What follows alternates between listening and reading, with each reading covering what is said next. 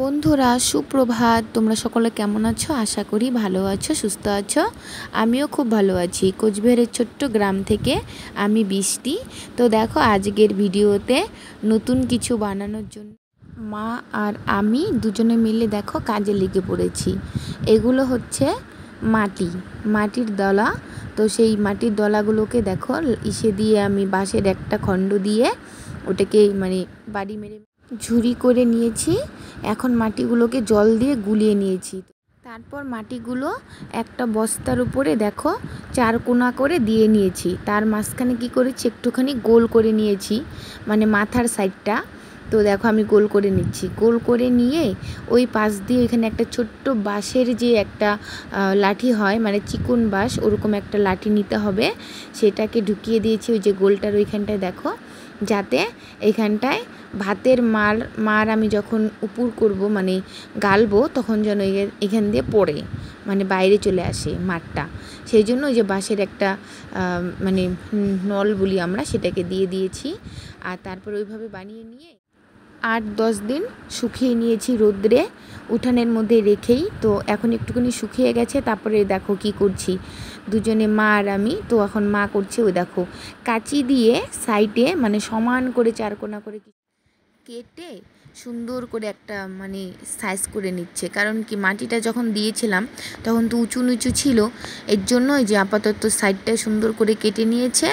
আর এখন ওই যে দেখো মাটি গুলিয়ে নিচ্ছে।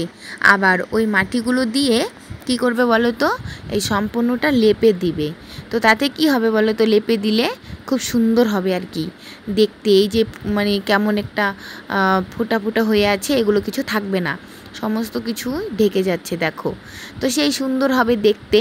এটাতে আমরা কি করি বলো তো, ভাতের যে মার আছে, ভাতের মার গালি এটাতে। যখন আমাদের উনুনে রান্না করি, ভাতটা হয়ে যায়, তখন এইখানে রেখে ভাতটা আমরা উপর দিয়ে দেই।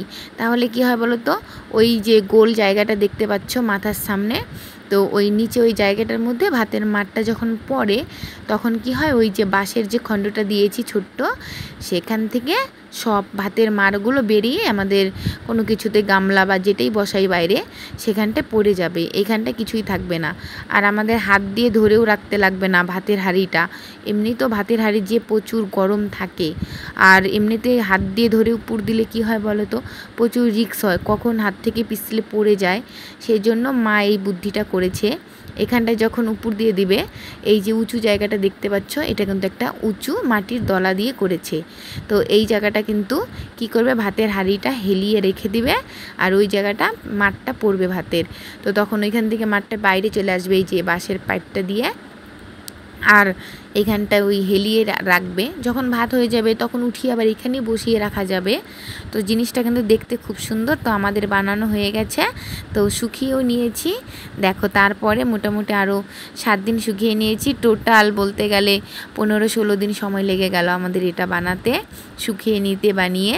তো ওই যে দেখো এখন রান্নাঘরে ফার্স্ট টাইম আমরা এটা ব্যবহার করলাম। এই তো ভাত রান্না হয়ে গেছে, এটার মধ্যে উপর দিয়ে দিচ্ছি। দেখো কিভাবে উপর দিচ্ছি। এই তো এইভাবে হাতেও পড়বে না, অথচ অনেকটা রিস্কও কম হবে। তো ওই তো উপর করা হয়ে গেল। প্রথমত একটু কমিয়ে নিল ভাতের মারটা, তারপরে ওইখানটা হেলিয়ে দিল। এখন হাঁড়িতে যা মার আছে আস্তে আস্তে সব পড়ে যাবে। তো আমার ভিডিওটা ভালো লাগলে কমেন্ট করো।